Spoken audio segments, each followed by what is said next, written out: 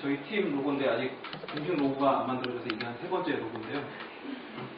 조만간 만들 겁니다. 제 소개를 간단히 하면 인디게임 스튜디오인 서틀크림 대표이자 프로듀서이자 기획자이자 마케터이자 운영도 맡고 있고요. 여러 가지를 다 하고 있습니다. 앞서서 상을 좀 많이 탔다는 얘기를 하셨는데 자랑을 좀 하자면 2009년, 2010년 대한민국 인디게임 공모전 대상 2번 다 수상했고요. 중국에서 했던 아이디어 차이나 저런 공모전을 해서 한 10개 정도 상을 탔고요. 서울에 릴리즈했던 게임은 아이리스라는 게임하고 컷앤페이스트랑 슈가큐브 3개 있고 현재는 슈가큐브의 상영 버전 준비 중에 있습니다.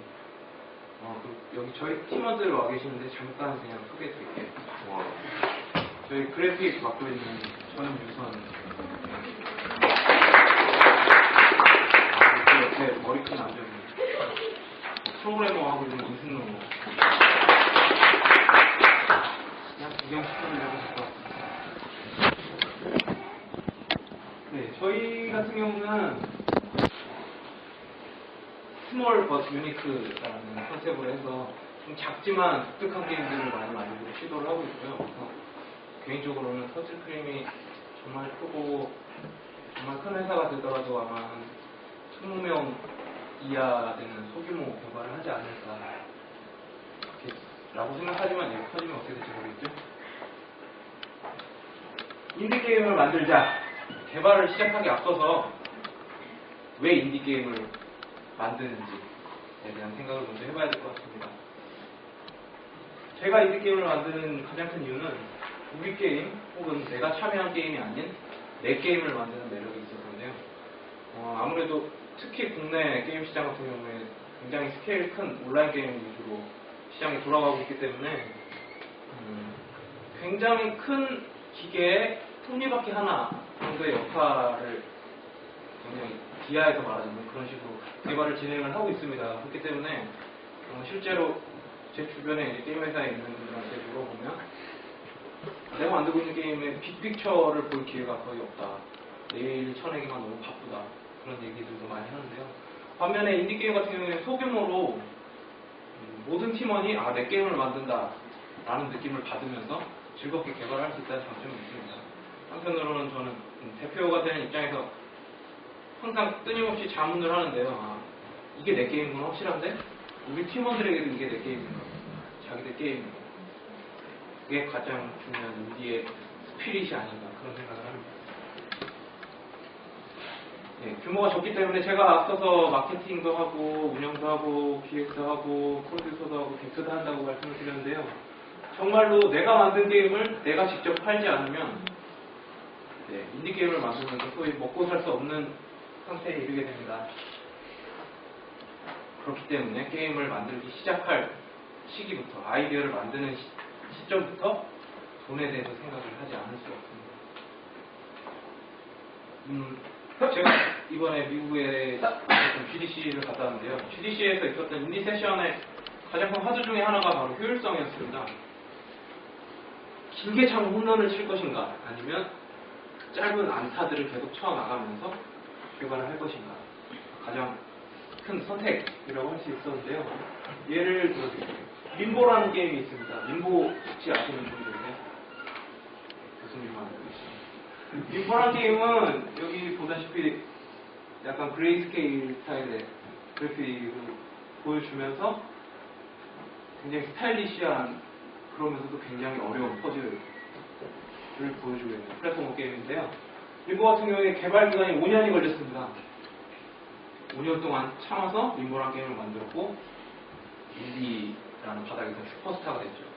실제로 세계적인 인디 게임 공모전 혹은 다른 여타 게임 공모전에서도 수상을 한 10개 정도 할 정도로 굉장히 유명해지고 실제로도 그만큼 위치를 차지하게 된 게임입니다. 반면에 캘리포니아에 있는 라디안 게임즈라는 곳에서는요, 여기서 슈팅 게임만 만듭니다. 그리고 한 달에 1개씩 빌리죠. 어떤 식이냐면 처음에는 첫 게임을 그냥 자기들이 할 수 있는 스크롤 없이 적은 미사일을 쏘고 나도 미사일을 쏘고 적을 죽이고 이런 식의 아주 초보적인 슈팅 게임을 낸 다음 그 다음 달에 스크롤을 넣고 그 다음 달에 보스 패턴을 넣고 그 다음 달에 스코어보드를 넣고 이런 식으로 한 장르를 계속 파면서 자기네 게임을 점점 발전시키면서 그 발전시켰던 중간중간 단계에서 전부 다 자그마한 수익들을 계속 내가면서 성장을 하는 거죠. 아까 말씀드렸던 길게 참은 홈런을 칠 것인가, 짧은 안타를 치면서 계속 게임을 개발할 것인가, 이런 부분 역시 게임을 만들기 전에 선택을 해야 합니다. 그렇지만 제가 가장 먼저 생각해야 될 건 돈이라고 했지만 결국 재미없으면 게임을 안 살립니다. 돈을 생각하는 만큼 재밌는 게임을 만들어야겠죠. 그러면 돈 생각은 했다 치고 가장 중요한 게임의 개발 첫걸음인 컨셉을 뽑아보겠습니다. 아이디어를 만드는 법에는 여러 가지가 있을 겁니다. 여러분들은 어떤 식으로 첫 게임 아이디어를 생각하시는지 모르겠는데요. 저는 게임을 개발하기 전에 원래 광고를 공부했었습니다. 그래서 광고 크리에이티브 공부를 하면서 굉장히 많은 발상법들을 공부를 했었는데요.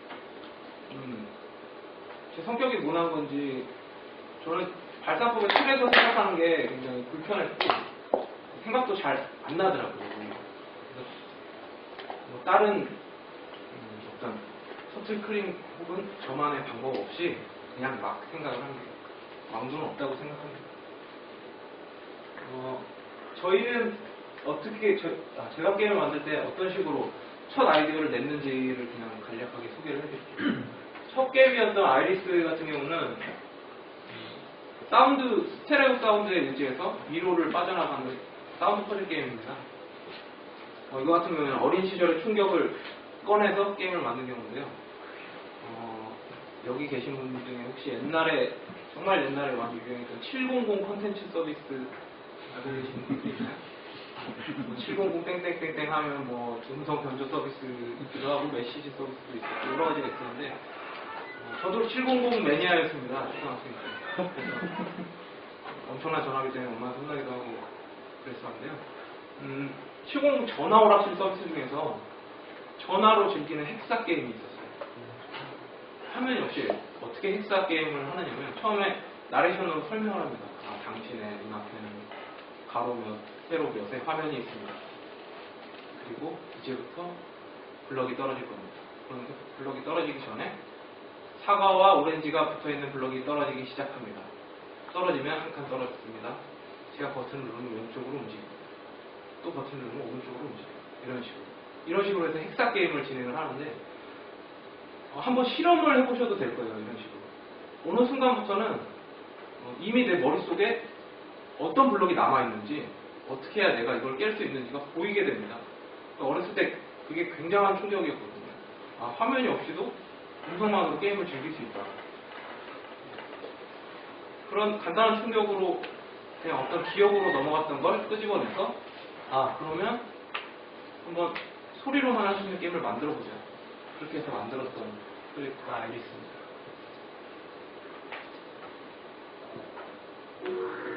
이게 아이리스 게임플레이 화면인데요. 실제로 게임에는 어떤 위로의 형태나 그런 게 보여지지 않고 스토리와 관련된 사운드가 나오고요. 화면 색깔이 바뀔 때가 이렇게 조금씩 도는 현재 내 위치에서 축구가 어디 있느냐에 따라서 스테레오가 오른쪽으로 왼쪽으로 혹은 축구가 뒤에 있다면 사운드가 뭉개지기도 하고 그런 식으로 해서 비로를 찾는 게임이에요. 이거 같은 경우에는 2009년에 대한민국 인디게임 사운드 부문 대상을 차지했었는데 사실 사운드 게임이 저희가 없어서 너무 좋았다고 생각합니다. 두 번째는 컷앤페이스트인데요. 컷앤페이스트라는 게임은 동영상을 보여드리겠지만 어렸을 때 책 교과서 한 편에 그림을 그린다고 착착착 넘기는 애니메이션 장난들 많이 하잖아요. 그걸 이용해서 그 애니메이션에 나오는 오브젝트들을 찢어서 자기가 원하는 부분에 붙이면 그 애니메이션 자체의 변화를 주는 그런 좀 인터랙티브한 게임을 만들어봤습니다. 이 같은 경우에는 뭐 어린 시절 얘기를 했지만 어린 시절부터 끄집어낸 경우는 아니고요. 아이리스 이후에 새 게임을 만들려고 고민을 많이 하다 생각이 너무 안 나서 생각을 때려치고 노트에 낙서를 하기 시작했습니다. 낙서만 할 일 없이 하다가 페이지를 넘기는 순간 퍼센테이스트의 아이디어를 떠올리게 된 거고요. 이런 케이스 같은 경우는 생각하려고 하는 강박관념에서 벗어나서 좀 쉬는 시간에 그냥 쉬는 시간 자체를 한번 게임으로 어떻게 만들어 볼까 이렇게 생각을 해본 경우라고 할 수 있겠습니다. 사실 아이디어를 짜내는 게 굉장히 힘들잖아요. 뭐 아주 유명한 가수인 서태지 아이들은 창작의 교통tem을 인쇄까지 하는데요. 생각이 안 날 때는 잠깐 쉬면서 좀 유연하게 생각해보는 것도 괜찮을 거라고 생각합니다. 이건 컷앤페이스트의 표현 화면인데 이런 식으로 페이지를 툭툭 넘어가면서 이런 위험이 생기면 돌을 찢어버리고 이동을 하고 그 돌을 아무데나 사용할 수 있는 자살을 하거나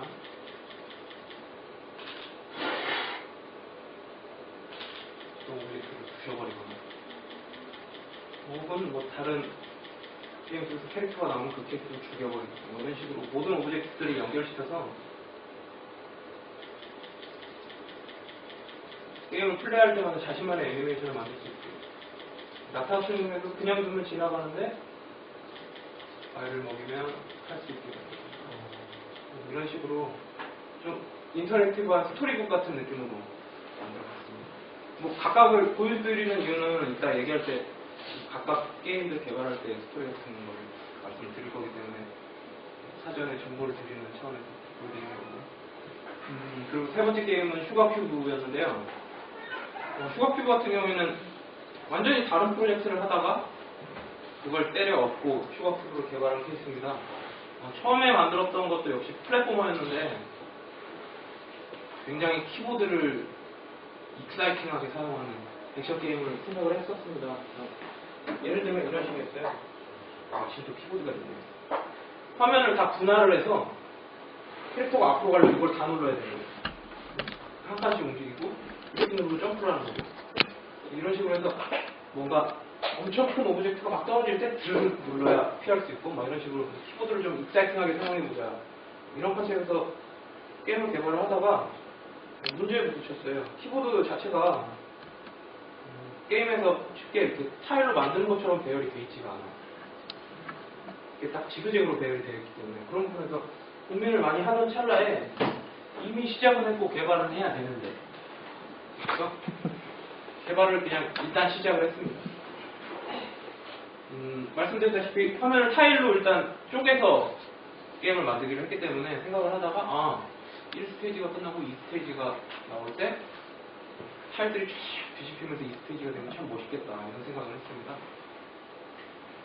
그러다가 잠깐만 뒤집힌다고? 네, 그래서 아예 그럼 배경이 뒤집히는 게임을 만들어 볼까? 라는 생각에 팀원들에게 작업 중지 프로젝트 시작해보자 이렇게 시작했는데 다행히 팀원들도 아이디어를 좋아해서 별 싸움 없이 사실 저는 굉장히 악랄한 팀장이 됐기 때문에 싸움 같은 건 없습니다. 그냥 시키는 대로 할 뿐이죠. 그래서 어떤 불확실한 게임 프로젝트를 진행하던 중에 완전히 유턴해서 새 프로젝트를 한 케이스라고 볼 수 있겠습니다. 뭐 이런 방법을 추천해드리는 건 아니지만 만약 개발 초기에 확신 없이 개발을 하고 있다면 3번 정도는 프로젝트를 바꿀 생각도 해보는 것도 나쁘지 않은 거라는 생각은 물론 초기에요. 이게 슈가큐브 게임 프로 화면인데요.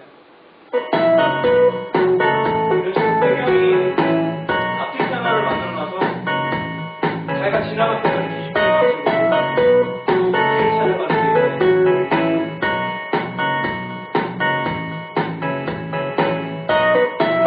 뒤집히는 방식으로 길을 찾아가는 게임이에요. 과자의 일부가 되기 싫어서 과자 공장을 탈출하는 거예요.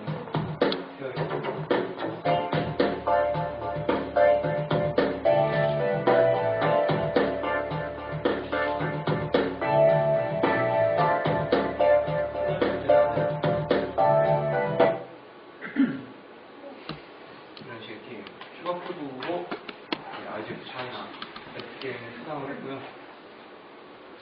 네, 방금까지 이제 아이디어에 대한 얘기를 했다면 이제 어떤 컨셉이 좋은 컨셉인지 얘기를 해볼 텐데요. 여기서부터 하긴 이전도 그랬지만 여기서 말씀드리는 부분들은 다 뭐 어떤 진리라든가 그런 건 아니고요. 제 개인적으로 개발하면서 이런 게 좋을 것 같다라고 생각하는 부분이니까 네. 혹시 이견이 있으시다면 끝나고 뭐 저랑 토론을 해봐도 괜찮을 것 같아요. 컨셉은 날카롭고 뾰족해야 한다고 생각을 합니다. 사실 제가 광고 공부할 때도 이런 얘기를 많이 들었었는데요.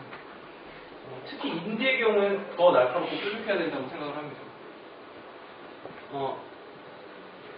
인디 같은 경우에는 뭐 쉽게 비교를 해보자면 MMORPG를 비교를 해보죠. MMORPG는 하나의 세계를 만드는 작업이기 때문에 재미 요소가 굉장히 여러 군데에서 복합적으로 이루어져서 어떤 하나의 재밌는 세계를 만드는 거죠. 근데 인디 게임 같은 경우에는 일단 스케일이 작은 경우가 많고 그만큼 플레이 타임도 다른 여타 온라인 게임이나 스케일이 굉장히 콘솔 게임에 비해서 적은 경우가 상당히 많습니다. 그렇기 때문에 확실한 재미 요소로 어필을 해줘야 돼요. 그렇기 때문에 어떤 자신의 게임에 확실한 장점이 될 수 있는 아주 뾰족하고 날카로운 재미 요소를 가지고 있어야 된다고 생각을 합니다.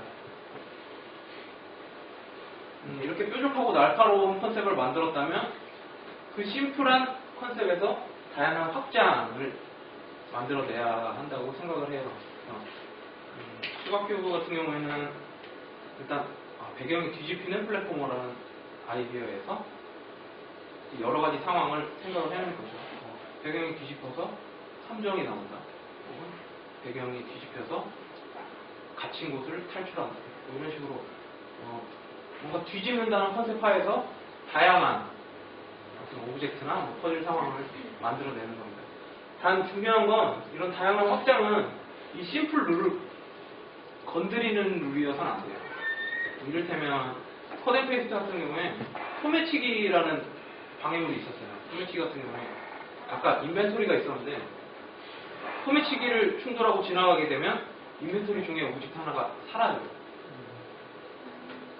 근데 소매치기 같은 경우 자유롭게 찍고 오브젝트를 자유롭게 찍고 그 오브젝트를 자유롭게 사용한다 라는 룰을 완전히 랜덤한 오브젝트가 사라지게 되면서 깨버린 거죠. 그러니까 정말 필요한 오브젝트가 있을 때 소매치기가 그걸 가져가 버리면 더 이상 게임을 진행할 수 없는 상황이 생길 수도 있습니다. 그래서 근데 저희 팀원들은 소매치기를 너무 좋아했고 저도 좋아했고 처음에는 이제 소매치기를 지나가면 뒤로 가도 오브젝트가 다시 찾을 수 없는 상황이 됐지만 다시 앞장으로 넘기면 오브젝트가 다시 생겨나게 없어졌던 거죠. 그렇게 바꿨습니다.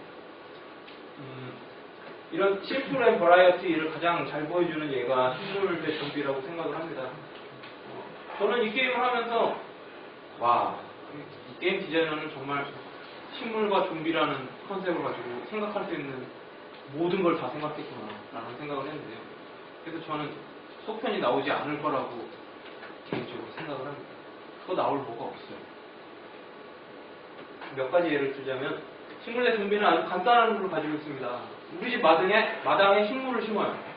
그리고 그 식물이 막 콩을 쏘고요. 좀비들이 이제 마당에 쳐들어오면 그 식물들을 심어서 맞게 되는 거죠. 그런 간단한 룰에서 식물을 쓸 거니까 자원은 태양빛으로 쓴다. 그러면 자원이 태양빛이니까 그 얘기 이따 해야겠네요. 콩을 싸서 좀비를 막고 여러 가지 식물을 또 사용을 하는 거죠. 호두를 세워놔서 좀비가 먹는 동안 어떤 배리어가 되게 만들고 식충식물을 심으면 좀비를 먹어버리고 이런 식으로 다양한 식물로 나름의 다양한 확장을 시도를 합니다. 그리고 계속 생각을 합니다. 밤이 되면 태양이 부족하겠죠. 그래서 밤이 되면 시간이 지날 때마다 자연스럽게 얻는 태양빛을 얻을 수가 없어요. 혹은 좀비가 지붕으로 쳐들어올 수도 있잖아요. 그러니까 그런 식으로 여러 가지 스테이지 개념을 또 생각을 하게 되고 우리 게임이 디펜스 게임이고 정방형으로 식물을 심으니까 오케이. 우리 팝캡은 3매치 게임이 비주얼도 갖고 있다. 그러면 식물로 비주얼들을 해보자. 디펜스 게임이니까 좀비는 계속 쳐들어오고 비주얼들을 맞추면 포인트를 얻고 다시 빈자리에는 식물들이 채워지고 이런 식으로 또 변형을 하고 또 변형을 하죠. 아, 내가 언제까지 막을 필요는 없잖아. 이번에 내가 좀비가 돼서 습격해버려. 이거 완전히 상황을 뒤집지만 룰은 바뀌지 않는 거죠, 역시. 방어벽이 호드니까 계속 쳐들어오는 좀비를 호드를 굴려서 볼링처럼 막아보자. 이런 식으로 또 게임 스타일을 변화시키기도 합니다. 이런 식으로 간단한 룰과 간단한 세계관을 하나 만들어 놓고 그 안에서 계속해서 게임을 확장해 나간다. 이런 확장에서 가장 범하기 쉬운 예가 좋아. 이 장르랑 이 장르를 섞으면 재밌는 게임이 나올 거야. 기발할 거야. 라는 아이디어들 많이 내셨을 겁니다. 교수님 정말 그랬나요? 네. 지금 우리 애들이 저렇게 하고 있어요. 그래서 지금 게임이 안 되고 있죠. 하다 보면 어처구니 없는 경우가 생겨요. 저도 허브 프로젝트 했을 때 기억을 떠올려보면 핀볼과 슈팅 게임을 섞을 거예요. 그래가지고 핀볼이니까 이제 미사일, 내가 쏠 수 있는 미사일은 거대한 구슬 하나고 그걸 계속 핀볼처럼 내가 계속 부딪혀서 해야 되는데 컨트롤이 안 되죠. 그럼 어떻게 맞추냐? 그럼 볼이 빠지면 어떻게 할 거예요? 그런 식으로 여러 가지 문제가 생기게 됩니다. 그 문제가 생기는 이유는 1+1을 했을 때 2가 되기 때문이에요. 각 장르는 각각의 재미 요소를 가지고 있습니다. 각각의 고유한 재미 요소를 가지고 있는데 그걸 그냥 때려놓고 섞으니까 게임의 중심이 되는 재미 요소가 2개가 되버리는 거죠. 아까 말씀드렸다시피 스케일이 큰 게임의 경우에는 여러 가지 재미 요소가 있어도 괜찮아요. 그게 어우러져서 하나의 큰 세계를 만들거든요. 근데 인디 게임 같은 경우에는 정말 강력한 게임 요소 하나로 어필을 해야 되는데 그 게임 요소 자체가 둘이 들쑥날쑥하면서 표류를 하게 되는 거죠. 그래서 저는 섞지 말고 녹이자라고 제안을 해봅니다. 1+1이 되게 만드는 거죠. 각 장르의 장점들을 녹여내서 하나의 큰 재미를 만드는 겁니다. 페이지를 만들어 오진 않았는데 인디에서 요즘 또 떠오르고 있는 시리즈 중에 하나 비트트립 시리즈가 있어요. 비트트립 비트라는 게임하고 비트트립 러너라는 게임이 있는데요. 혹시 아시는 분 계신가요? 네. 보면 비트트립 비트라는 게임은 여러분들이 정말 귀에 못이 박도록 들어온 게임의 시초인 콩이라는 게임하고 뮤직 게임을 섞어놨습니다. 계속 내가 쳐야 되는 공들이 날라오고 그럼 나는 콩을 하듯이 그걸 쳐요. 그럼 그걸 치면서 음악이 만들어져요. 그런 식으로 섞어놨는데요. 이게 1+1이 되는 이유는 내가 노트를 치는 것도 아니고 나는 그냥 오고 있는 공들을 홈게임을 하듯이 그냥 쳐낼 뿐이에요. 근데 굉장히 자연스럽게 음악이 나오고 그걸 통해서 새로운 경험을 할 수 있게 됩니다. 또 다른 시리즈인 비트트립 러너 같은 경우에는 플랫포머랑 뮤직 게임을 섞어놓은 경우인데요. 이번엔 공을 치는 대신 잘 만들어놓은 길을 따라서 점프를 하고 수그리고 어떨 때는 방패로 막기도 하고 그런 일련의 행동들이 음악을 만들어내요. 그런 식으로 내가 음악 게임을 하고 있다는 느낌이 안 드는 와중에 자연스럽게 음악 게임을 하고 있는 거죠. 그런 식으로 두 가지 장르를 섞을 때는 생각을 잘 하셔서 한 가지 장르와 한 가지 장르의 장점을 녹여내서 하나로 만들 수 있도록 시도를 해야 된다고 생각을 합니다. 컨셉을 정할 때 또 중요한 것이 목적인데요. 교수님께서 NC에 재직하셨을 때 길드워 게임을 만드셨다고 들었는데 길드워 같은 경우에 다들 아시다시피 한국에서는 망했습니다. 하지만 해외에서는 꽤 좋은 평가를 얻었고 실제로도 어느 정도 성공을 했죠. 그 한국 시장과 해외 시장의 차이를 저는 유저들의 성향이라고 봅니다. 한국 유저들은 그냥 계속해서 주어지는 퀘스트를 달성하고 거기에 따라서 자기 레벨을 올리고 그런 거에서 성취감을 얻고 그런데 굉장히 익숙해져 있는데 길드워 같은 게임은 그냥 판을 벌려주는 게임이거든요. 자, 여기 재밌는 판이 있으니까 너네끼리 싸우면서 놀아봐. 한국 유저들은 뭐 어떻게 놀으라고 가르쳐줘야 되지 라고 받아들이고 외우게 되고 오케이 여기 재밌는 판이 있다 한번 놀아보자 해서 놀아보죠. 어떻게 보면 길드워 같은 경우에는 유저에게 확실하게 보여주는 목적이 없었기 때문에 한국에서는 실패를 했다고 생각해요. 게임 컨셉을 정할 때 어떤 확실한 목적을 주고 거기서 재미를 만들어낼 것인가, 혹은 마인크래프트가 가장 최근에 얘가 되었지만 목적 없는 놀이의 가능성을 확 열어놓고 거기서 자신들의 재미를 찾게 할 것인가 라는 부분도 생각을 해봐야 된다고 생각을 합니다. 컷앤페이스트 같은 경우가 좋은 예가 될 수 있는데요. 처음에 컷앤페이스트의 아이디어는 책에 막 모든 부분을 다 찢어서 모든 부분에 다 붙일 수 있고, 그러면 모든 오브젝트들이 다 연결되고 그렇게 하고 싶었는데 저희 개발 능력에 한계도 있었고, 그렇게 되면 경우 수가 너무 많아지면서 제 머리도 터질 것 같아서 그냥 컬러로 된 오브젝트만 찍고 붙일 수 있게 바꿔놨습니다. 그러면서도 사실 마인크래프트의 자유도를 원했죠. 뭘 찍고 어디에 붙여도 막 뭘 할 수 있고 막 항상 새로운 상황이 생기고 그게 원했지만 근본적으로 컬러만 찢을 수 있고 우리가 정해놓은 오브젝트끼리만 인터랙션이 되기 때문에 굉장히 어정쩡한 경우가 된 거죠. G스타에서 컷앤페이스트 시연을 했을 때 사람들이 그런 얘기를 했어요. 이거 점프는 어떻게 하죠? 무슨 점프를 합니까? 페이지를 넘기면서 나는 오브젝트를 찍고 붙일 뿐이죠. 한국 유저들은 목적을 원한단 말이죠. 그런 목적을 제시해 주는데도 실패를 했고, 그렇다고 완전히 자유롭지도 않은 아주 어정쩡한 포지션을 갖게 된 거죠. 컷앤페이스트는 그런 부분에서 아쉬움이 있었다고 생각을 합니다. 그런 부분에서 앞선 말씀드렸다시피 목적을 확실히 줄 것이냐, 아니면 정말 방대한 자유도를 줄 것이냐, 이런 부분으로 선택을 하셔야 되겠습니다.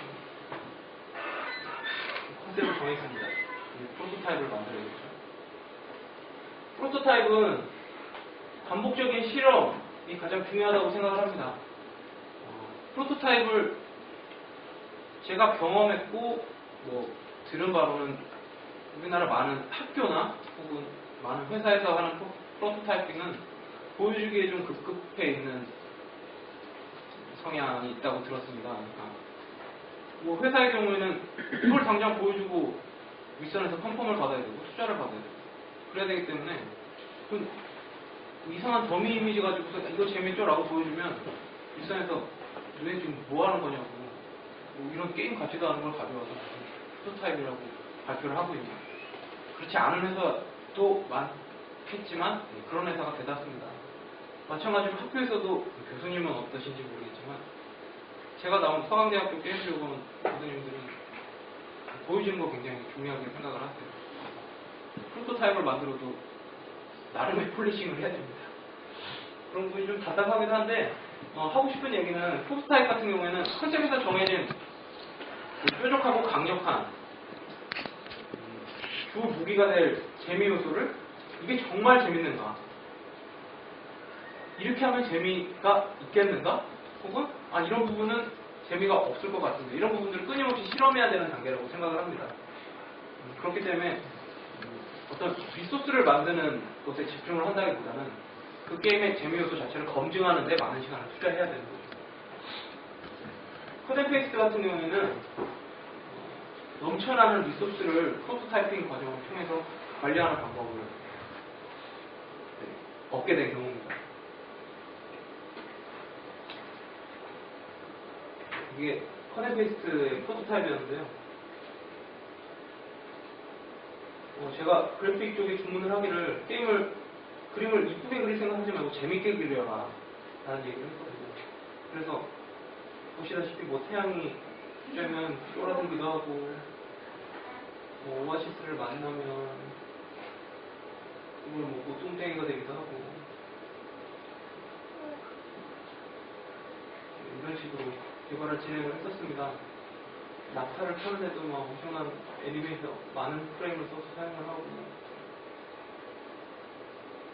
다시 돌려서 아래로 보면 낙타를 타는데 또 낙타를 타는 캐릭터가 또 바뀌죠. 이런 식으로 프로토타입을 제작을 해보니까 저희 나름대로는 이거 찍고 붙이는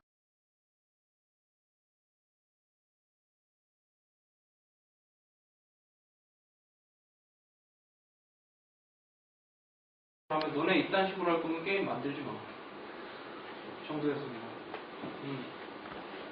어떤 한 가지의 길을 찾기 위해서 계속해서 반복적인 플레이를 해야 된다는 것 자체가 저희는 이게 재밌을 거라고 생각했는데 유저한테는 굉장한 스트레스로 다가왔고 그리고 이 프로토타입에서는 보이지 않지만 게임을 플레이하다 보면 갑자기 막 뒤집히면서 가시가 생겨서 죽기도 하고 뭐 그런 경우가 많이 생기거든요. 그런 부분에서 여기 지금 사진을 찍고 계시는 까나님께서는 난 이 게임에 조롱받는 느낌을 받았다 라는 표현을 하셨어요. 그러니까 저희는 전혀 예측하지 못했던 부분이죠. 얘기를 좀 더 하자면 일반적으로 게임에서 유저에게 챌린지한 퍼즐을 보여줄 경우 혹은 어떤 난관을 보여줄 경우에는 그것이 예측 가능해야 유저들이 도전의식을 고취할 수 있다고 생각을 합니다. 근데 슈가큐브의 가장 큰 문제는 위험을 전혀 예측할 수 없었다는 거죠. 그래서 상용 버전에서는 저희가 뭐 전등, 등불 이런 걸 넣어가지고 이 부분 같은 경우에는 미리 보면서 할 수 보여주고. 있도록 진행을 하고 있습니다.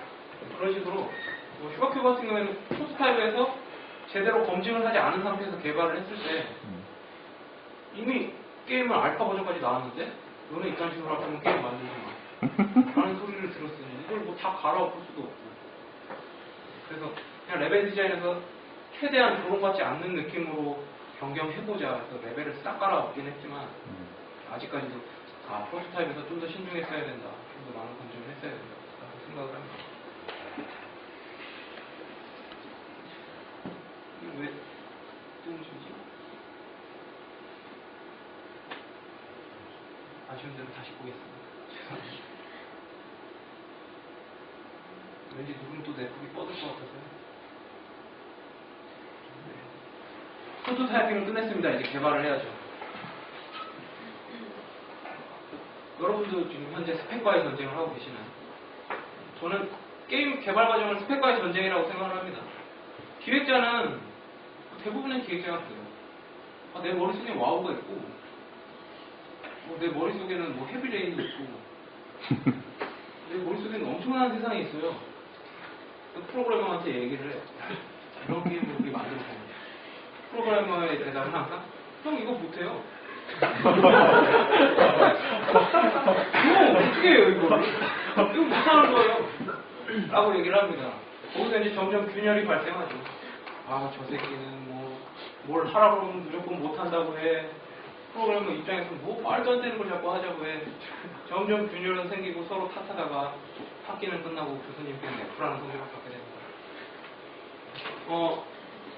여기서 써놓은 게 이제 안 되는 것도 되게 하라. 안 되는 걸 어떻게 되게 합니까? 할 수 있게 해야죠. 그런 부분에서 커드 페이스트의 예를 들어봐도 똑같았어요. 저는 그냥 책의 모든 부분을 다 찍고 모든 부분을 다 붙여갖고 엄청난 걸 만들어보고 싶었어요. 여기 있는 프로그램은 형 그거 못해요. 그랬죠. 사실 저 프로그래머를 만나기 전에 한 5명의 프로그래머한테 제안을 했는데 어떤 프로그래머는 입을 떡 벌리면서 이런 건 본 적도 없어요. 생각해 본 적도 없어요. 저는 못하겠어요. 근데 그 프로그래머가 소문을 낸 거죠. 저는 이상한 걸 지금 하자고 하고 있어요. 그래서 나머지 4명의 프로그래머가 역시 형 저 아는데 저 들었는데 저는 못할 것 같아요. 그랬는데 저희 프로그램과 선배한테 부탁을 해가지고 저 친구 소개받았고 저 친구는 무식하지만 열심히 하는 친구라서 어떻게 해볼게요? 형이 도와주세요. 이렇게 해서 그나마 이제 서로 스펙을 맞춰보자고 생각을 했던 개념이 이제 그럼 컬러만 찢을 테니까 그것만 어떻게 해결해보자 그런 식이었거든요.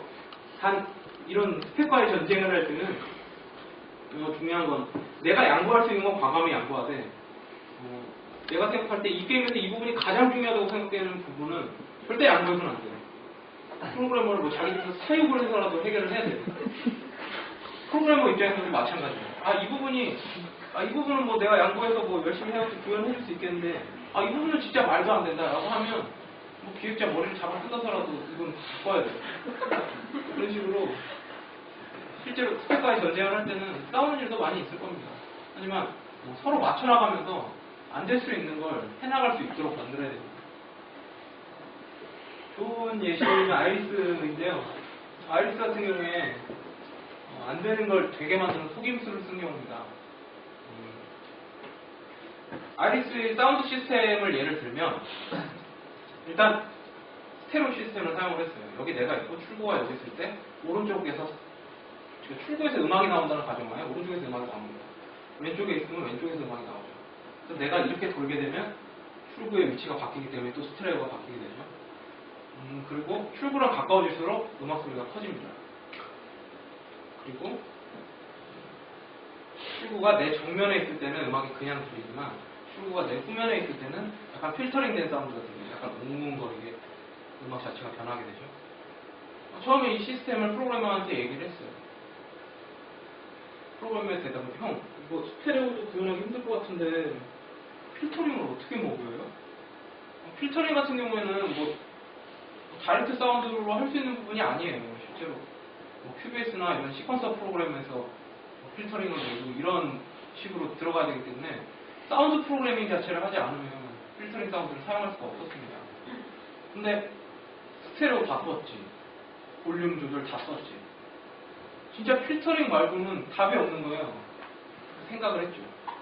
저희는 그래서 답을 음소거에서 찾았습니다. 이런 식으로 필터링된 BGM하고 그냥 BGM을 동시에 틀어요.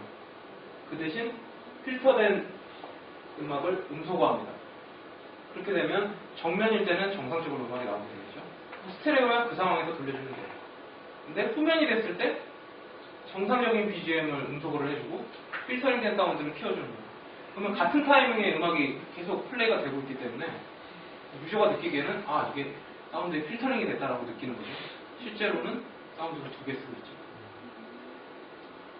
다른 예로는 아이리스 같은 경우에 사운드를 한 세 파트로 쪼개놨어요. 멜로디 파트, 비트 파트, 그리고 이펙트 파트 이렇게 쪼개놔서 어떤 특정 지점을 지날 때 갑자기 멜로디만 나오다가 비트가 추가되기도 하고 이펙트가 추가되기도 하고 그런 식으로 어떤 보이지 않는 미로에서 사운드의 변화 자체가 어떤 랜드마크가 될 수 있게 디자인을 했는데요. 그 같은 경우에도 세 파트를 동시에 틀고서 어떤 지점을 지나면 한 파트를 키워주고 이런 식으로 작업을 하게 된 거죠. 그래서 아이리스 같은 경우는 실제로 6개의 사운드가 동시에 재생이 됩니다.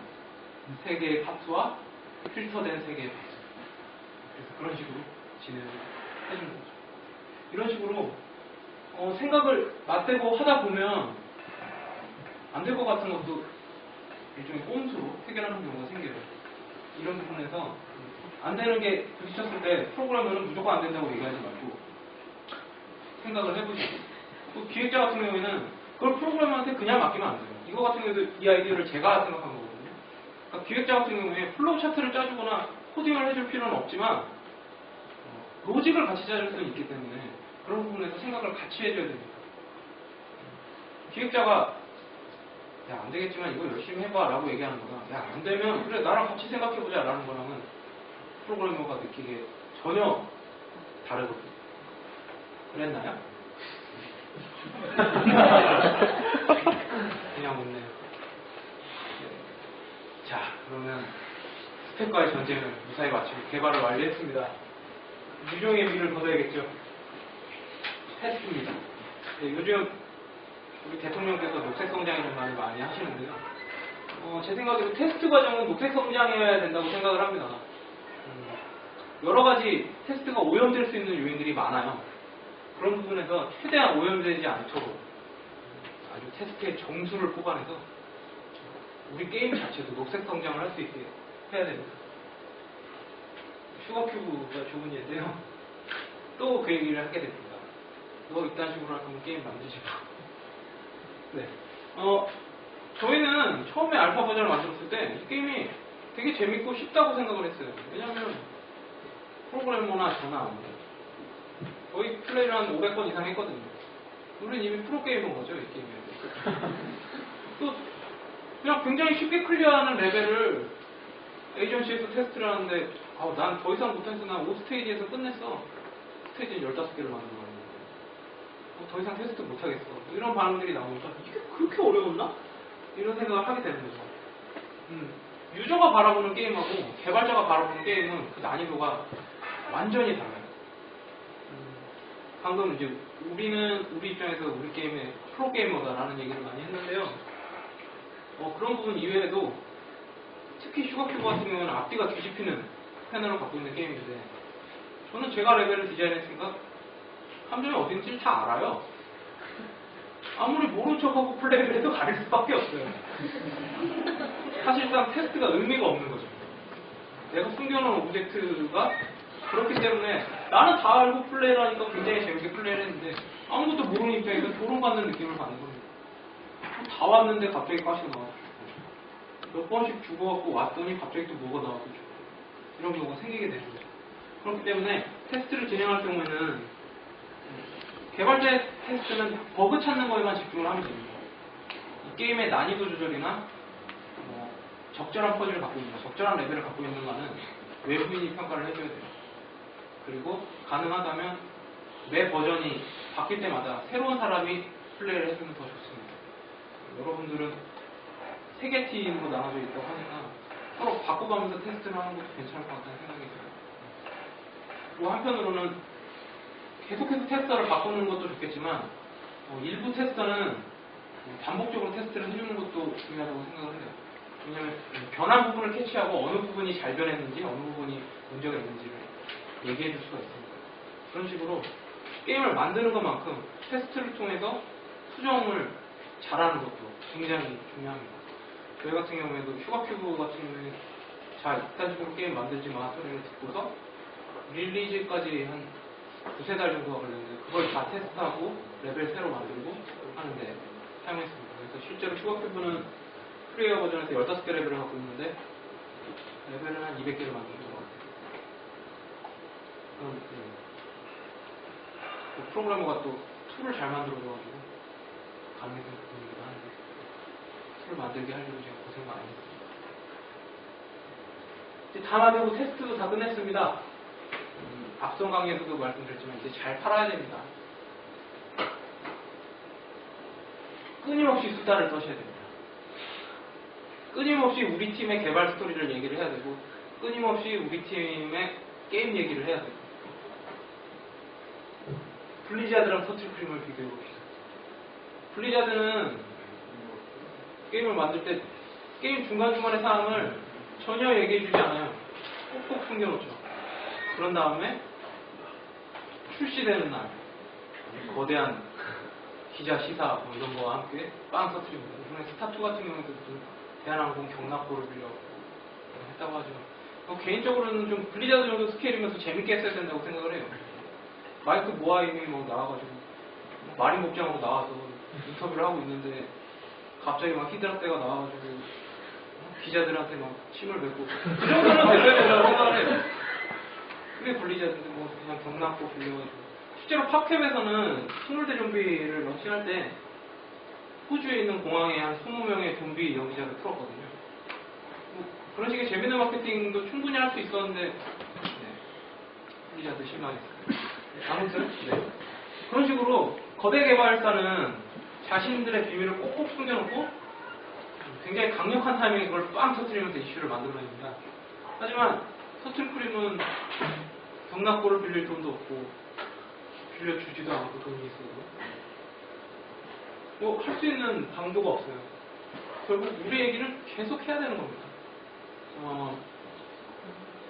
인디게임 같은 경우에 아이폰만 하더라도 하루에 수백 개의 게임이 나오고 PC 플랫폼 같은 경우에도 굉장히 많은 게임이 매일마다 릴리즈 됩니다. 사람들이 보고 지나갈 수는 있어요. 저 같은 경우에도 이제 인디게임을 만드는 입장에서 굉장히 많은 인디게임을 해보기도 하고 찾아가 보기도 합니다. 전부 다 기억할 수 없어요. 그럼 자주 기억할 수 있는 건 내가 마음에 들었던 게임을 즐겨 찾게 해놓고 꾸준히 가던가 아니면 그들의 메일링 리스트를 신청해서 메일을 꾸준히 받던가 그들의 얘기를 계속 들었을 때 저도 관심을 갖게 됩니다. 하는 입장에서도 마찬가지입니다. 그래서 터틀크림 같은 경우에는 만원짜리 이벤트를 또 나름 했어요. 블리자드랑 다 하더라고요. 그런 돈 안 드는 건 모두 할 수 있을 것 같아서 실제 거북이를 판다고 이벤트 아닌 이벤트를 했는데 그래서 저희 게임 컨셉 맞추고 저희가 거북이를 50마리 한정으로 하는데 이 거북이는 각설탕만 먹고요. 그리고 저희가 같이 제공해드리는 5개 등껍질을 찢어서 붙이시면서 당신만의 거북이를 커스터마이징 할 수 있습니다. 이런 식으로 해서 이제 정작 구매 페이지로 가면 뭐 스토리 뭐 이런 건데 뭐 그런 식으로 얘기거리를 하나 더 만들다든가 아니면 얼마 전에 저희 팀에서 진행했던 거는 슈가큐브 상용 버전을 만들면서 캐릭터를 폴리싱하는 과정을 지금 거치고 있는데 캐릭터 투표를 받았습니다.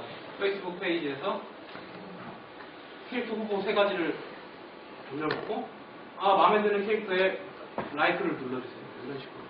그것도 또 하나의 얘기거리를 만드는 거죠. 보는 사람 입장에서 참여할 수 있고 얘기거리가 될 수 있는 걸 계속 던져주면서 잠깐 가졌던 관심을 우리한테 계속 끌어내야 되는 거예요. 하다 보면 또 재밌기도 해요. 저는 영어를 굉장히 못하는 편인데 영어도 많이 들었고요.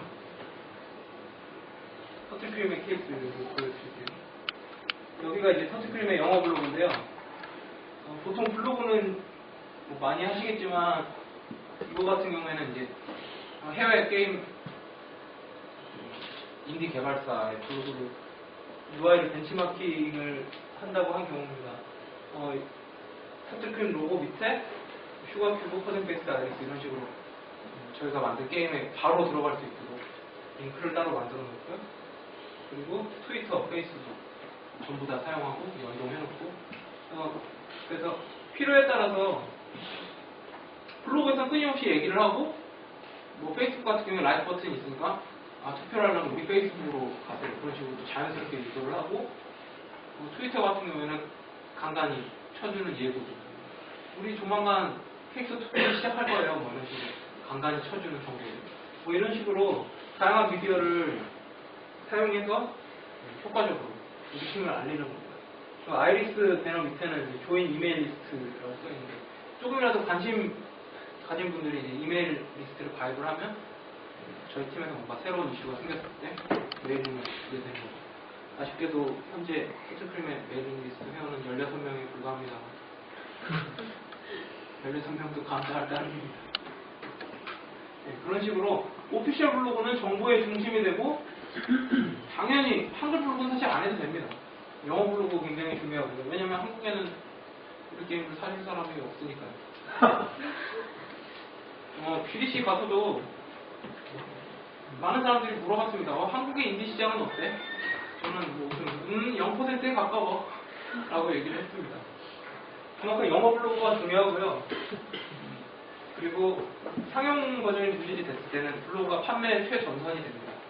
뭐 페이팔 모듈 같은 걸 달아서 직접 살 수 있게 만들면 스팀 같은 데 들어가면 정말 좋겠지만 판매 최전선이 되기도 하고 다른 트위터나 페이스북의 매체로서의 포탈이 되기도 하죠.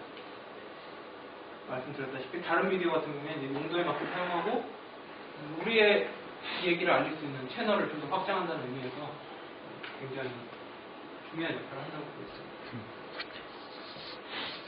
실제 데이터를 보시면요. 아이리스는 터틀크림이 만들어지기 전 프로젝트입니다. 그때는 에이전시에 여러 가지 조언이 없었죠. 블로그도 없었고 그냥 대충 그냥 나무의 웹터로 홈페이지 하나 만들어가지고 뛰어났는데 아이리스 때는 다운로드가 200 정도였어요. 근데 터틀크림 시작하고 블로그를 만들고 빼먹은 게 있는데 이 세 게임 다 IGF에 냈지만 다 떨어진 게임입니다. 슈거큐브 같은 경우는 차이나에서 베스트 게임을 샀지만 세 게임 다 IGF에 올렸고 IGF에 올리게 되면 엔트리 목록에 우리 게임에 설명하고 우리 게임 스크린샷 정도가 하나씩 다 들어가게 돼요. 수백 개의 게임에 다 자신의 엔트리 페이지가 생깁니다. 그 페이지 아이리스 같은 경우에는 홈페이지를 늦게 만들어서 그 엔트리 페이지에서 우리 게임으로 들어갈 수 있는 기회조차 없었던 거죠. 근데 터틀크림을 만들고 블로그를 만들고 그 블로그의 플레이어블 데모를 받을 수 있게 만들고 그러고 나서 컷앤페이스트를 등록을 했는데 컷앤페이스트 같은 경우 운 좋게 뭐 여러 가지 해외 웹진에 좀 실리면서 이슈가 된 것도 있었지만 아이리스의 200 다운로드랑 비교했을 때 현재 비공식까지 합치면 15,000원에서 2만 정도 다운로드 됐을 것 같은데 10,000 다운로드 달성을 하게 됩니다. 50배죠. 이만큼 자신의 얘기를 할 수 있는 센터가 있다는 게 중요한 겁니다. 슈가큐브 같은 경우에는 아직 2,000밖에 안 되는데요. 이상하게 외국에서 반응은 코드베이스를 굉장히 좋아해요. 아, 이거 재밌다. 굉장히 기발하고 신선해.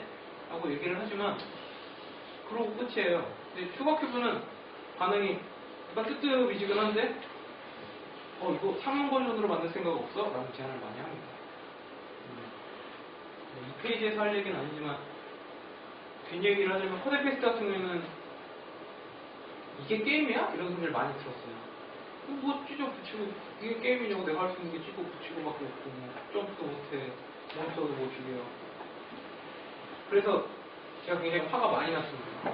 이것도 게임인데 이걸 왜 게임이 아니라고 해. 좋아, 그럼 다음 프로젝트는 좀 게임 같은 거 만들어줄게요. 작정하고 아예 게임같이 만드는 게 슈가큐브거든요.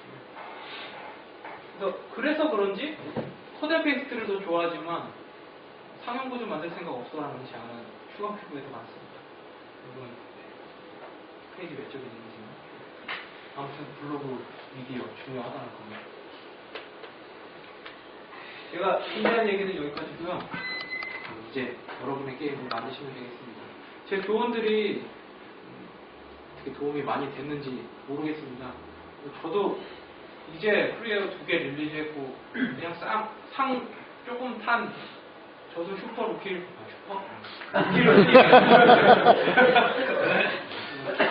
그렇지만 그냥 여러분 선배가 그냥 좋은 얘기 한다는 느낌에서 받아들여 주셨으면 좋겠습니다.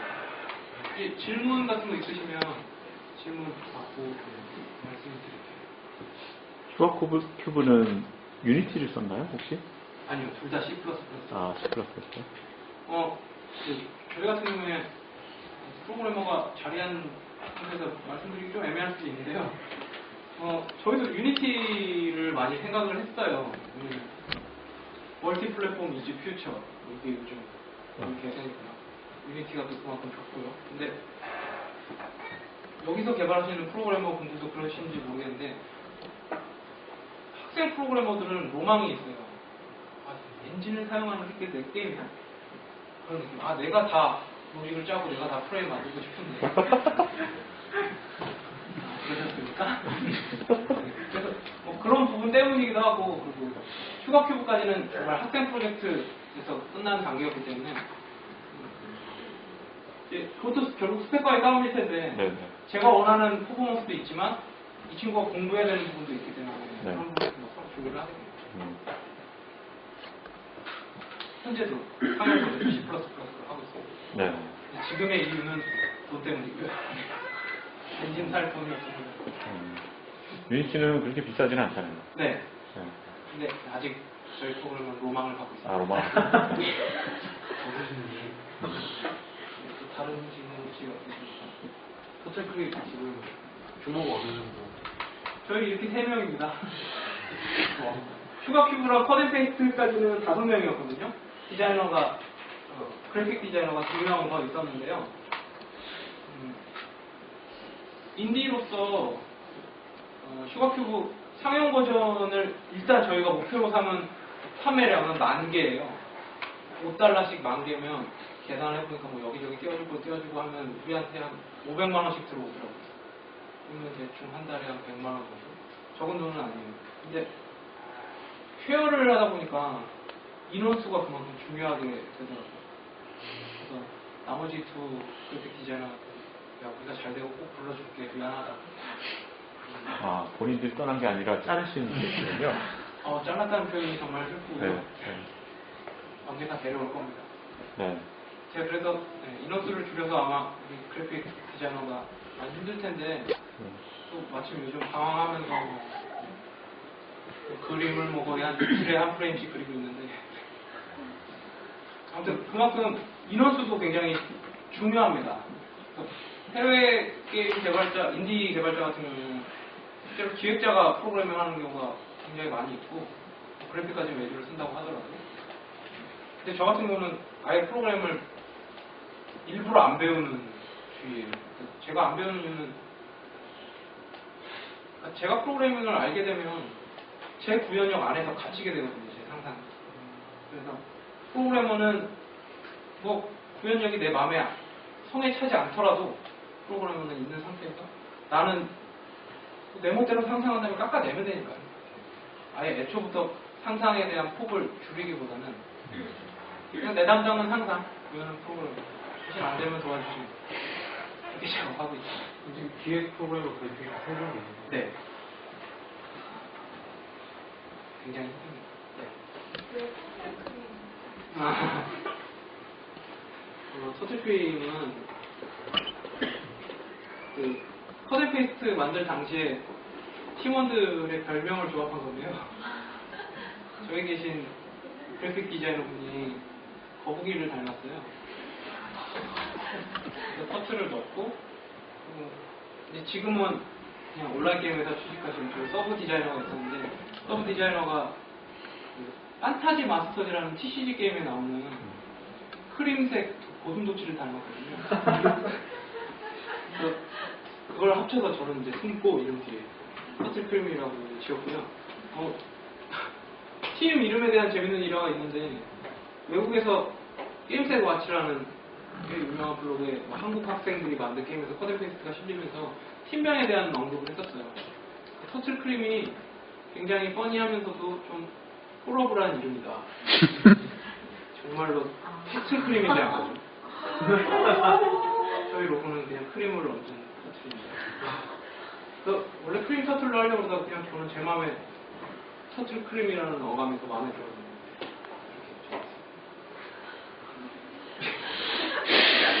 근데 장점은 한 번 들으면 네, 아무도 잊지 않아요.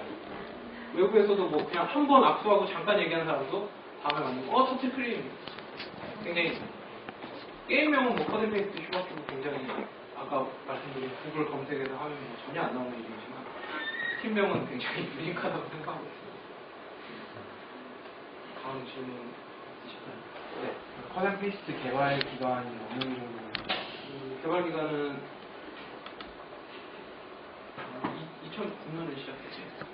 2009년 7월부터 해서 정식 릴리즈를 1월에 했어요. 6개월 조금 넘긴 셈인데요. 근데 아까 얘기를 하다 보니까 또 말씀드릴게요. 그 학기가 끝나고 나서도 작업을 하실지 모르겠어요. 저 같은 경우에는 저희도 학기 프로젝트로 했던 거라서 컷앤페이스트가 끝나고 12월에 이제 방학이 시작되고 그래도 팀원들 보내지 않고 야 우리 그래도 퍼블릭 릴리즈 하려면 마무리 해야 돼. 그래서 1월까지 끌고 간 케이스인데요. 연말을 끼고 들어가니까 굉장히 작업이 루즈해집니다. 뭐 크리스마스 뭐 술도 먹어야 돼. 뭐 또 연말인데 집에도 갔다 와야 돼. 지방인 친구들. 뭐 그러다 보니까 연말을 끼고 막 새해가 되고 막 이러는데 막 뒤숭숭하고 뭐 저도 마찬가지예요. 그러면서 굉장히 시간을 많이 지체했어요. 쓸데없이. 개발을 하시면서 그런 것도 생각을 하시는 게 좋을 것 같아요. 딱 빡세게 끝낼 수 있을 때 끝내는 게 가장 좋고요. 연말 해가 바뀌게 되면 효율이 떨어지니까 그런 부분도 하시고 만약에 방학 때 하시더라도 차라리 그러니까 방학 때 되면 또 친구들 고향 친구들도 만나고 뭐 고향도 한번 내려가고 하셔야 되잖아요. 그 부분은 아예 그냥 딱 일정 기간 쉬고 딱 놀고 다시 모여서 작업하자 이렇게 해야지 뭐 너는 갔다 오고 나는 작업하고 있기 때문에 또 효율성이 떨어집니다. 효율성이 굉장히 중요해요. 다음 질문.